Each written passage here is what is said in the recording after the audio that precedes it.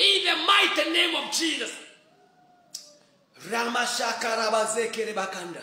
Ni mambo gani hayo imekulemea?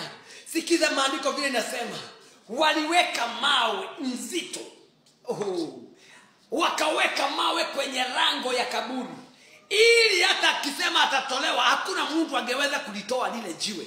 Lakini malaika wa Mungu akashuka, akaliondoa peke yake lile jiwe na akalikalia juu yake. Akasema nimelikalia, kumaanisha hilo jiwe liko chini ya nyayo, liko chini ya mamlaka. Hallelujah. Kuna mambo katika maisha yako inakaa mazito, mambo inakaa ngumu. Nasema Yesu amelikalia lile jiwe ambalo ni lizito katika maisha yako.